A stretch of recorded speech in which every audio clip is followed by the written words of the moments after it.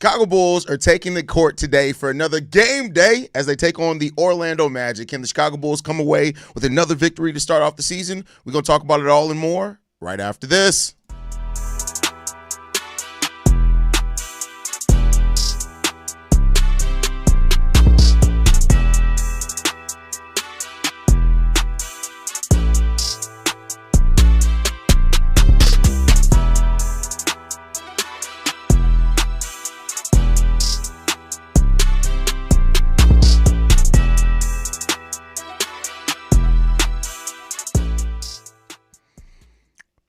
What's going on, Bulls fans? Welcome to another episode of Chicago Bulls Central, your number one spot for everything Chicago Bulls related. I'm the host there, Haize, but more importantly, you guys can follow the channel at Bulls Central Pod on every social media platform we happen to be on. With that said, let's go ahead and get into this content for today, y'all. And the Chicago Bulls are taking on the Orlando Magic today. This is going to be a test for the Chicago Bulls. Do not allow yourself to assume that this is going to be easy for the Bulls by any stretch of the imagination. The Bulls are going to come in here and have to dig in tight.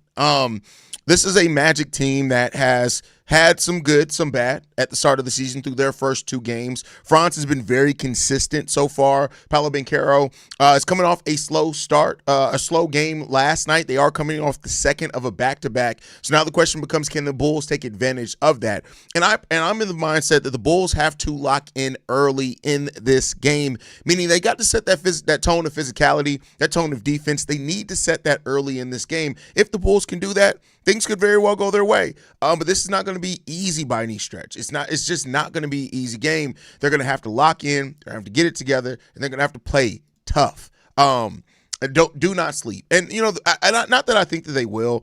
This is a Bulls team that locked in on physicality this offseason, and they showed that in their first game so far, but you got to make it consistent, right? I'm somebody that no matter how good, how bad, a couple of games, I'm not going to act like it's just going to stay that way, right? So, while the Bulls came out, pretty solidly against the Detroit Pistons, there's a reason why they gave up that lead, and it ended up being a close game in the fourth quarter, right? So the Bulls are still learning to kind of maintain some things, and that's the process of a team. Always as they go from being a team that has been okay, right, to a team that's trying to really have that toughness and that identity of a team that's trying to make the playoffs this year. And we'll see if the boys can do that. This is a team that has to do everything as a team. Everything that the Chicago Bulls do, everything that they accomplish, every place that they get this season, it has to be done. It has to be accomplished as a team. If they're not doing that, it's not going to go far. It just won't. So if the Bulls can focus on that and get it done as a team, then that's gonna have things bode well for the Bulls. Defense, they have to do it as a team. Everybody has to be locked in to their role because we're not a team with a bunch of individually great defenders, right? Like Isaac Okoro did a great job defensively in that first game, but you had times where Vooch was solid defensively. You had several possessions where Josh Giddey was solid defensively, right? So the communication and the effort, it has to be done as a team. You're not going to get very far defensively, no matter what your toughness or anything is, if you're not doing it as a team as you're the Chicago Bulls. Just like the Bulls are unselfish on the offensive side of the ball with how they move the ball around, that's going to be how they have to consistently be on defense. It has to be done as a team. Everybody staying connected, staying in the communication, and doing your game plan. And that, shout out to Wes Unseld, who, Billy Donovan last season turned the defense over to Wes Unseld.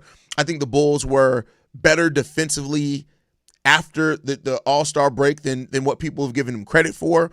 But they got to show it, and they got to do it this season. And there's a reason why the tone and so much of the communication once training camp started was about physicality, was about defense, was about those things, because that's what this team is going to need to get to that next level. If they can't, it's going to be ugly. Just period, point blank. If the Bulls cannot lock in and get it done as a team, it's going to be ugly. It's going to be difficult for them to accomplish things. So let's hope that they can do that, man. Like I've said many times before, this is a Bulls team that I have more belief in than what some are in the general public, and I've been consistent with that, right?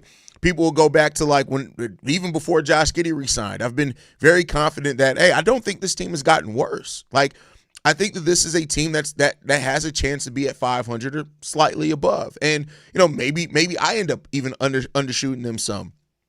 But I'm not fair weather. It didn't change just because of how good the first game looked, and it's not going to waver if they have a couple of bad losses. It's about the ebbs and flow as a team. But this is a team that has the makings of a really good team foundation. And so you have to do it connectively. If you're looking at somebody and saying, well, who's going to individually go out there and shut somebody down? You don't have a lot of those guys on this team, right? Like Io can own a couple of matchups. He has some people that he guards very well. I'm not saying that Okoro can't at times look like a lockdown guy, but these aren't guys that night in and night out are going to just be lockdown defenders, but they are guys that help set a tone defensively.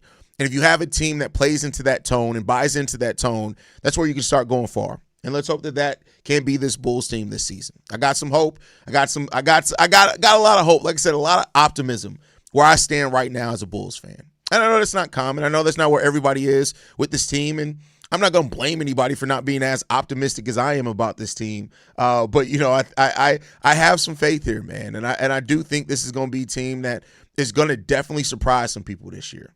I really do think that, man. And we'll just see if that ends up happening, and if they can do that, because I got some faith here, and we'll see what comes about it. Hopefully that faith is restored, is repaid with my team looking pretty good. But before we talk a little bit about the offense, because I do think there are some things offensively that the Bulls are going to fundamentally have to do differently than what they did against the Detroit Pistons. But I want to start seeing how you guys feeling about this. We got Brazil Popular in the building. Says, what up? Let's go. Game day. What's going on, Brazil? Jay Capone says, yo, Haize, beige rage. Listen, no. Pat's beige rage. I'm pretty chill. It's Petty Roosevelt if I start going off. Yo, what's good, family? What's going on, Knox? They better come out aggressive, because after last night's game, Orlando's looking to get some redemption. Yeah, I mean, listen, everybody's coming in. Like, nobody likes to lose, right?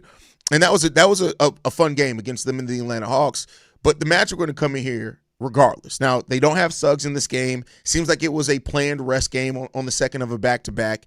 But this is still a team you cannot count out. You just can't count them out at all.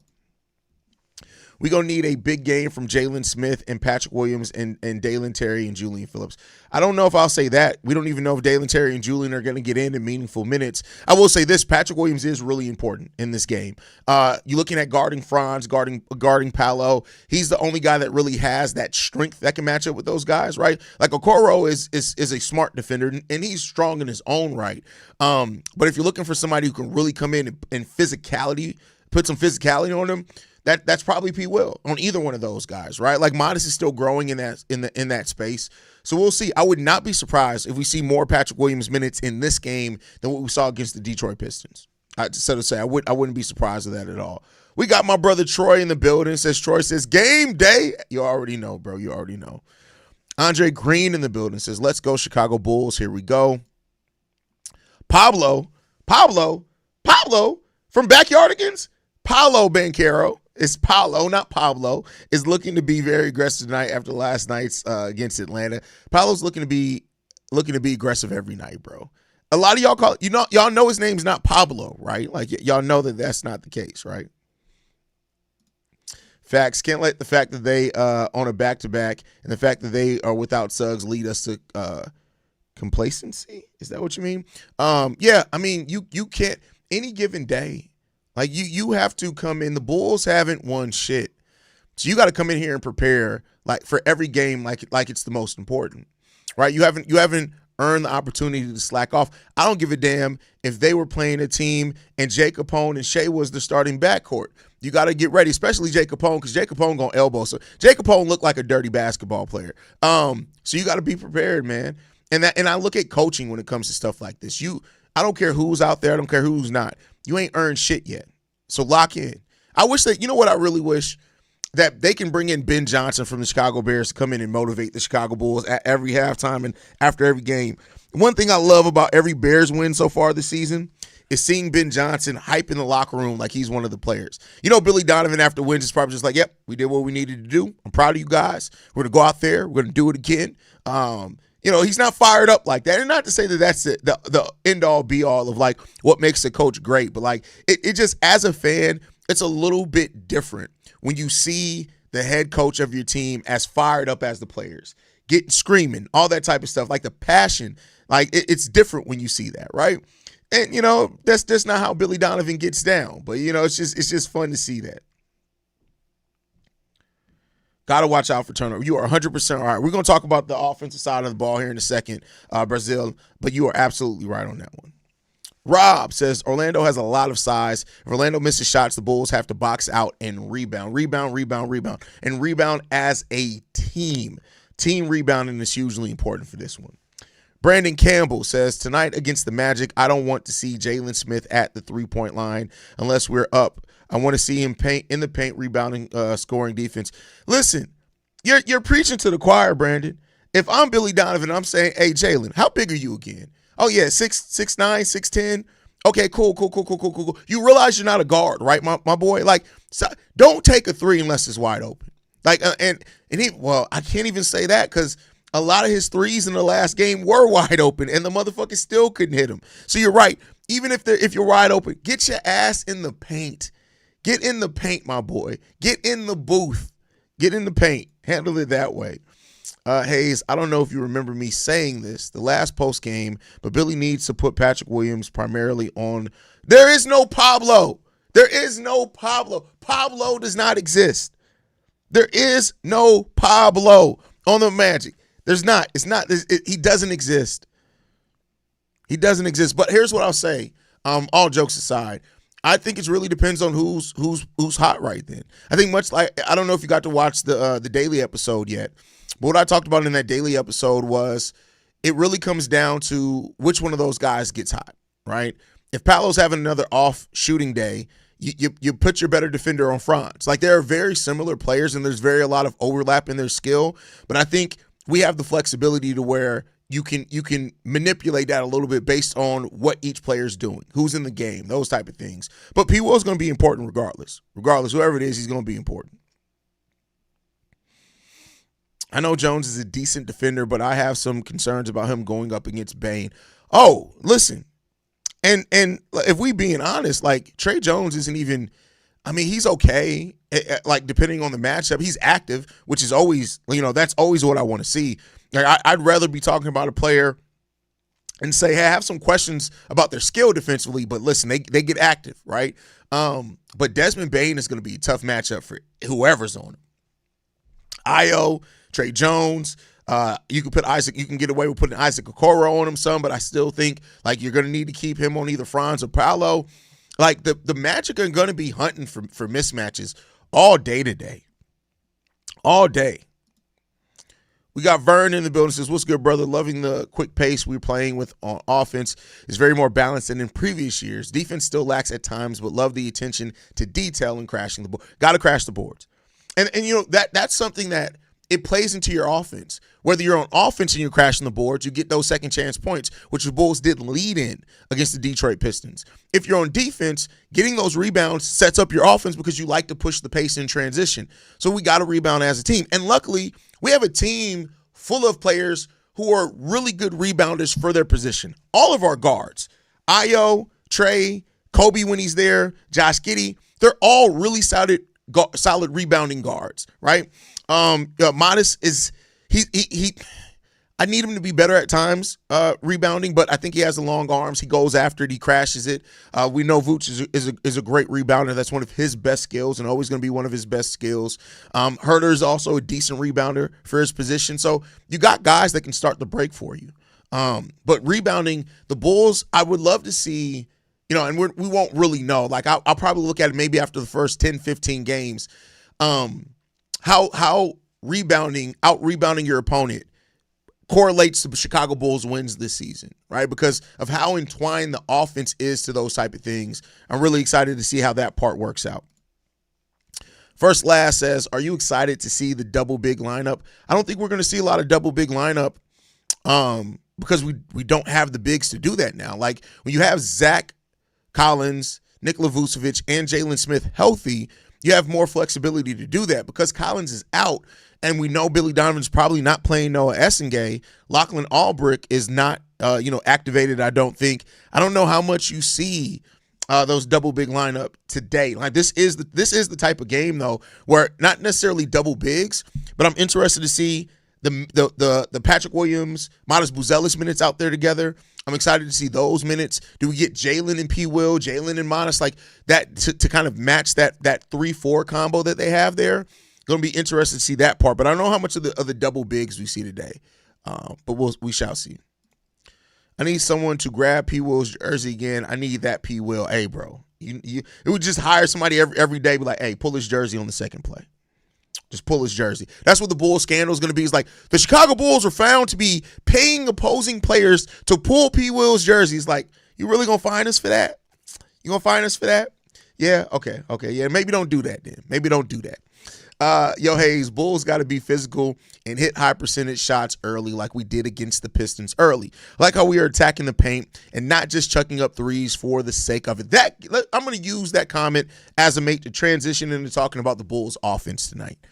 The Bulls offense has to be locked in. Just no ifs, ands, or buts about it. No question. This needs to be a team on the offensive side of the ball that when you get in transition, attack the paint first. I think one of the things that changed last season for the Bulls is we were a three-point shooting team first, and then we used our early three-point shooting to bring out the defense, and then we started attacking the rim, right? I think that's, anybody who doesn't agree with me, correct me on that if you don't agree, right? I think this season, you're still going to see a higher number of three-point shots than, 2-3 years ago for the Bulls. But I want to see this Bulls team be attack the paint, move without the ball, manipulate the defense. Now, in moving the ball and attacking the paint, if that shot's not there, you've now collapsed the defense. Now kick it out. We got really good passers all up and down this team.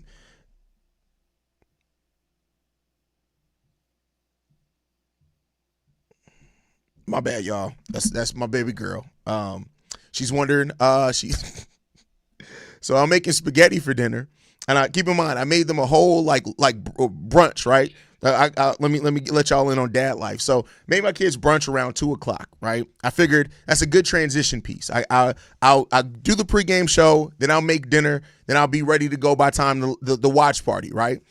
So I made my daughter 2 amazing breakfast sandwiches. I'm talking about there was hash browns, eggs, bacon, cheese, all on one sandwich. I made her 2 of them motherfuckers, right? 2 of them. So I'm like, you'll be good. She just texted me, hey, Pops, what's up with the spaghetti? My nigga, you just ate 3 hours ago. You better go get you some grapes until dinner time's ready. What we doing? Pops is working. No, but just a little fun there. But let me get back to so you attack the paint first. And I think that we saw that in the game against the Detroit Pistons. Now, can we do it consistently? That's the thing. Don't settle for threes in transition. Now, you can still end up with a 3 in transition, but attack the paint first. We got to be an attack the paint first team. If we can do that, I think we'll be okay. I'll throw elbows every time for you, Haize. Believe that. That's hilarious. I appreciate you on that one. Haize, Bulls fans couldn't spell Zach LaVine correctly. They ain't getting Paulo right. Bro, that's crazy. That's crazy. But accurate.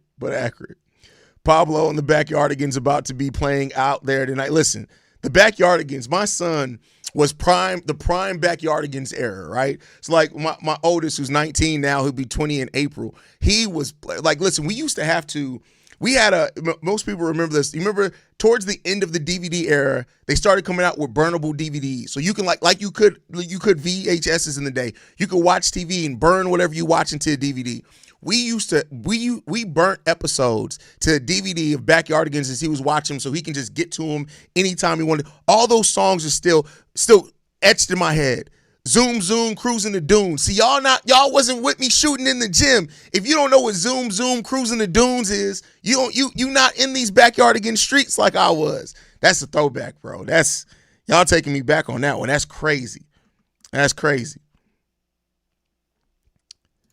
I'm still tripping off the Memphis Grizzlies trading away Desmond because out of everybody, he stayed the most consistent when it came to his scoring. Yeah, but have you seen how Cedric Howard played for them? They look like they were right to do that. Not only did you get an additional pick, but then you replaced him with a player that, like, if you're talking about somebody who can come in and replace Desmond Bane's role, Cedric Howard could do that, bro. He could do that. So I'm not really, like, I get what you're saying with it, but I think Cedric Howard could end up being a better fit in the backcourt with Ja than Desmond Bane. potential to do that. I'm not saying that it will for sure, but I am saying that there is that potential there for them to do that. That's just my personal opinion.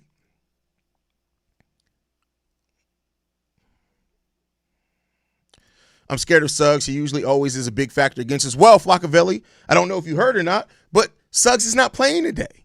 So you don't have to worry about that. He's not even playing tonight, brother. Bulls Daily, what's going on, little bro? Glad to have you in the building. The greatest says, up, Haize. Happy new season to you. What's good, chat? What's going on, fam? Glad to have you in here. Vern says, I'm with you, Drip. I don't expect shit out of P-Will at this point, but if you can give us a consistent 10 to 12 points a night, that's more than enough at this point that it will strengthen the bench even more. I'm not worried about P-Will's points. Like, I'm worried about P-Will. Like, yeah, hit open shots, but just play tough defense. That's it. At this point, P-Will has more to offer us defensively than anything else. That's where P-Will can help the Bulls right now the most at, is that. Be on the lookout for Wendell. You know he plays the best when he's going up against Vooch. Didn't Vooch cook him the last couple of games? Or maybe it was just one.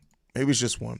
Brand Sent says, Hall of Fame college coach, so further notice. I question if he gets this team to or through the playoffs. I mean, yeah, he's a Hall of Fame college coach. That's not a diss on him, but let's not act like he hasn't gotten. I mean, he did get us to the playoffs before. Like, and you got to have the right roster, the right fit. Like, we'll see what happens, but I'm not a Billy Donovan guy. Like, if the Bulls were to fire Billy Donovan, I think that they can find a replacement that's better than him. But I'm still going to acknowledge that Billy Donovan he's done a pretty damn good coaching job from the last half of the season up through what we've seen through the preseason up to now.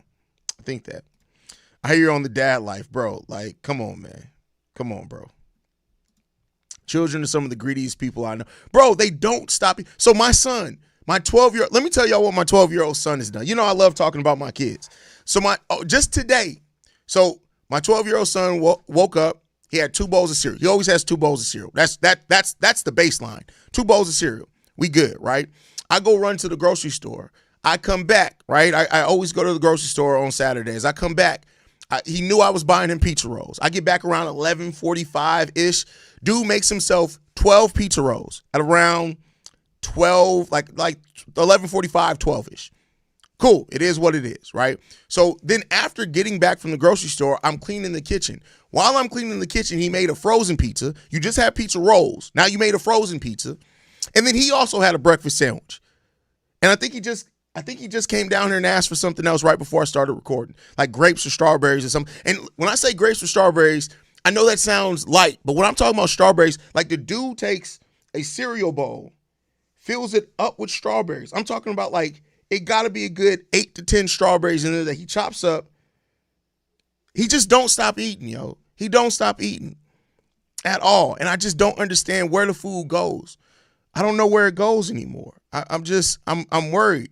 He may have a tapeworm or something. I just worry about the boy. But let's move on.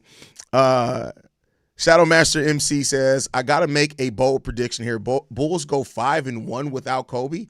Listen, if the Bulls go 5-1, I'm not going to lie to you. If the Bulls go 5-1 over these first 6 games, you're not going to be able to contain my excitement. People will tell you, over the 4 years I've had this podcast, I have been very level-headed. Right now, there's been some bad losses where I've gone off on some people, but I've been very level-headed, very even keel. If the Bulls go 5-1 in their first 6, you can't tell me we're not going to be a top 6 seed. I'm just going to be 100% honest with you. I'm going to be full on fan mode at that point in time, and people are going to be sick of me. They're going to be sick of me because all the Matt Pecks, all the Ricky O'Donnells, I'm killing y'all. I already got a video edited up. I'm talking about a troll video. Like, don't get me started, bro. The worst thing that can happen is that the Bulls stay like 4 or 5 games above 500 the whole entire year. Oh, all the anti, Josh Giddey, all the people that are like, oh, you got to let everybody go. You got to tank. I'm killing everybody. They're going to hate me this season if that happens for the Chicago Bulls. I'm just letting y'all know. They're going to hate my black ass, bro. Detroit was a good test to start the season. If we come out here and win this game or lose competitively, this team ain't going to be no slouch tonight. They got to have little to no errors. I mean, the turnovers are another thing. The Bulls got to get those turnovers together. They got to get those turnovers together. Now, it was one game so far, but I think we saw it in the preseason too. You have to tighten up on those turnovers. If you don't, it's going to be tough. Modest is going to go for 27 tonight. Listen, I don't care if Modest Buzelis goes for 2. If the Bulls win and Modest is rebounding, getting block shots, and playing tough defense, I'm cool with that. Modest will be the first one to tell you. He just wants to do whatever it's going to take to win. That's all it is. He wants to do whatever it's going to take to win some basketball games. And that's where I'm at, too. I just want to see whatever it's going to take to win some damn basketball games. Can we win some basketball games? That's all I got for you. That's all I got for you on that one. If you can win basketball games, I don't give a shit about everything else. It all sounds good. It sounds flawless, all that type of stuff. That's good, fine and dandy. But I want to see us get some damn wins, fam. Like, that's it. Can we get some wins? I just want to see. At this point, let's get wins first. I'll worry about the stats later. Damn, bro, nephew got a mean-ass appetite, but that's me as well. Not going to lie, my metabolism is high as hell, so I eat 4 or 5 times. And that's what it is. The dude is, I think, like 5'6" now at 12 years old, like around 5'6", 5'5", something like that. But he's skinny as hell. But his arms are so long, he can scratch his kneecaps while he's standing straight up. And so I know, like, I'm 5'10", and I have a 6'1" wingspan. His wingspan's already wider than mine. So, like, he is going to be very, very tall. And I'm going to be a very, very – you know what I'm going to do? I'm going to put Vegemite on his next sandwich. Maybe that'll wake him up. Maybe that'll make him not so hungry.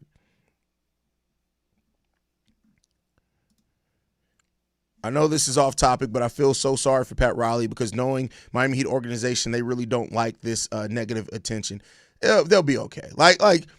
Keep in mind, the Miami Heat didn't really want Terry Rozier on the roster anyway. Like, they're honestly probably like, hey, how quick can we get this trial going? Because we can void this contract. Like, can y'all rush? Can you rush that? You can? Cool. Like, go ahead and fax it to us. Yeah. Like, Pat Riley, I don't think that they're tripping. Like, yeah, they don't like negative attention, but I honestly think Terry Rozier being away from the team may be better for that team in the long run. Right? I think that may be better for the team in the long run. I walked past Jaden Smith during the week, and I wanted to yell out, please don't fall in love with the three. Swear to God. Hey, listen. That's hilarious. Listen, Jalen be wilding with those threes, fam. Like, you gotta chill out, bro. Like literally, I would look at him every single time and be like, bro, another one? Did you just take another 3? Like, what's wrong with you? Like, stop it. Bro, Vegemite gonna make that boy grow even stronger. That's crazy. Pat is all about the business. He don't care. Yeah, Pat is like, that man's he got mob ties. He may be the one that called in the mob. You know what? Let me stop. That was irresponsible of me. I apologize for that joke. I stand by the joke, but I apologize that I made it on a public forum. But you can't tell me that slick back hair, that Pat Riley don't look like he got some mob ties, man. That's all I'm going to say. I'm going to leave it there. I'm going to let all y'all come up with your own thought process on that one. Bulls so far never lost when Giddey get that triple-double. Is that real? They've never lost one? How many triple dubs did Giddey have last season? I don't even remember. But I don't think it was like that high of a number. But we'll see. Hey, listen, if that's what it takes, that's what it takes. Josh Giddey can get a triple-double. Modest Buzelis can get I don't care what it takes. Get out there and get it done. I'm a big fan of the bench unit this season. Hey, listen, we haven't even seen, like, Trey Jones is going to go to the bench. Zach Collins is going to come back and go to the bench, right? I'm just saying, man. I'm just saying. Hold on now. It makes it. You see what I'm saying? You see what I'm saying, right? Like, I'm not saying that it did happen, but I'm saying if it did happen, it would make a lot of sense. That's all I'm saying. I'm not saying that it did, but if it did, it makes some sense, y'all. It makes some sense if it did happen. Take that for what you will. I'm just saying, you start putting some things together, stuff starts making a little bit of sense. That's all I'm saying.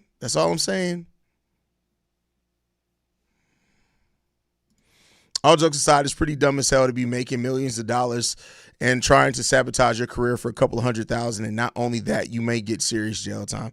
I mean, nobody does a crime and expect to get caught, Shay. But I mean, I do agree with you. Like one thing about me, I ain't risking my freedom for nobody. I ain't like a little peek behind the scene, right? Like, so YouTube money, this ain't even the flex. They don't take taxes out of YouTube money, right? And my first year doing I wasn't thinking about it. I ain't even think about it. I'm not even gonna lie to you. It did not even register in my brain that I needed to file taxes for YouTube money because I'm so used to, I've worked my whole life. I've had a job since I was 16. They take taxes out of my money. I didn't even think about it. And after that first year, when I went to, because then I was like, I started thinking like I could itemize some of this shit. I went to a tax professional the second year of doing YouTube, and he was like, yeah, so how much did they take out last year for YouTube money? I said, what? He said, yeah, how much, when you file your taxes, like how much did you have to pay back? I said, say what? What do you mean? And he was like, you did pay taxes on your YouTube money, right? I said, what do you mean by that? What do you mean by that? And so, like, I paid the IRS back. So, and people told me, they were like, hey, it probably would have been 4 or 5 years before they realized your YouTube check that you didn't pay money on. But fuck that. Because the federal government come knocking on my door talking about I owe them money. I'm giving them everything.